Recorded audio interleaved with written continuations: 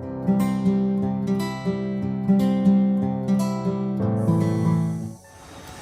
Friends, आज मैं एक बात करने वाला हूँ। बड़ी गंभीर बात है।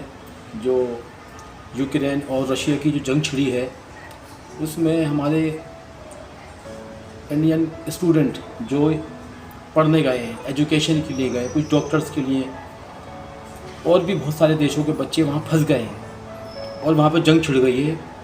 और यहाँ तक कि उन बच्चों के पास खाने पीने का सामान भी मुहैया नहीं है और उन लोगों को इस टाइम कोई बंकरों में कहीं ना कहीं छुप के गुजारा कर रहे हैं। यहाँ तक कि पानी पीने का नहीं है, खाने का सामान नहीं है, और रशिया ने अचानक से हमला कर दिया है। चाहे इंडिया के बच्चे हों, चाहे किसी भी मुल्क के बच्चे हों, सबकी जिम्मेदारी बनती है कि वो लोग अपने बच्चों को निकालने के लिए कुछ ना कुछ उपाय करें, क्योंकि बिना उनको वहाँ से निकाले कुछ नहीं हो सकता। क्योंकि जितने भी स्टूडेंट हैं वहाँ उस टाइम फंसे हुए हैं और वहाँ पर जंग छिड़ गई है।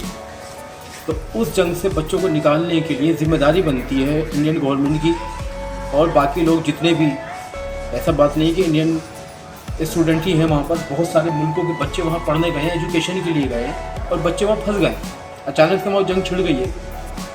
कम से कम जो भी मुल्क हैं, जो उनके राष्ट्रपति हैं, प्रधानमंत्री हैं, और जो लोगों की ये जिम्मेदारी है कि जो बच्चे वहाँ फंसे हुए हैं उनको उनके घर तक पहुँचाने की जिम्मेदारी है, ठीक है ना। क्योंकि कल वो पढ़ लिख कर अपने मुल्क में आके अपने मुल्क का ही नाम आगे बढ़ाते।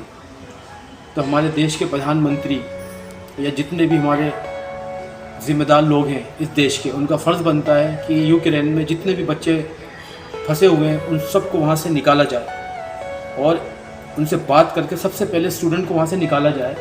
नहीं तो बहुत ज़्यादा नुकसान हो जाएगा, क्योंकि बच्चे के पास खाने के लिए नहीं है।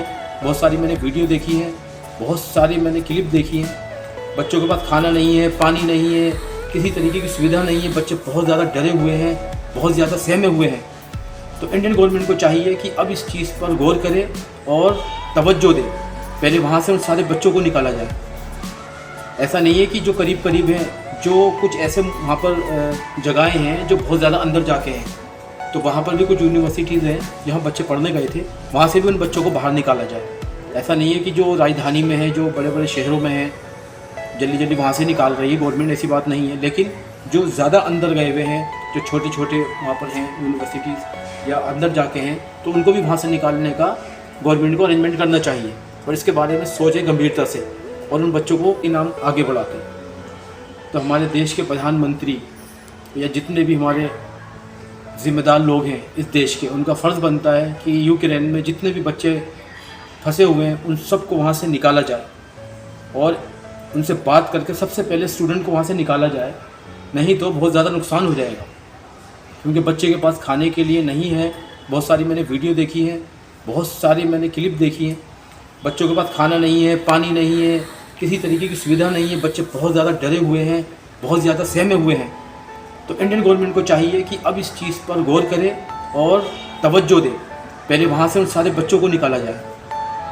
ऐसा नहीं है कि जो करीब करीब हैं, जो कुछ ऐसे वहाँ पर जगहें हैं जो बहुत ज़्यादा अंदर जाके हैं, तो वहाँ पर भी कुछ यूनिवर्सिटीज़ हैं जहाँ बच्चे पढ़ने गए थे, वहाँ से भी उन बच्चों को बाहर निकाला जाए। ऐसा नहीं है कि जो राजधानी में है, जो बड़े बड़े शहरों में है, जल्दी जल्दी वहाँ से निकाल रही है गवर्नमेंट, ऐसी बात नहीं है। लेकिन जो ज़्यादा अंदर गए हुए हैं, जो छोटे छोटे वहाँ पर हैं यूनिवर्सिटीज़ या अंदर जाके हैं, तो उनको भी वहाँ से निकालने का गवर्नमेंट को अरेंजमेंट करना चाहिए और इसके बारे में सोचे गंभीरता से और उन बच्चों को अपने मुल्क इंडिया वापस लेके आए।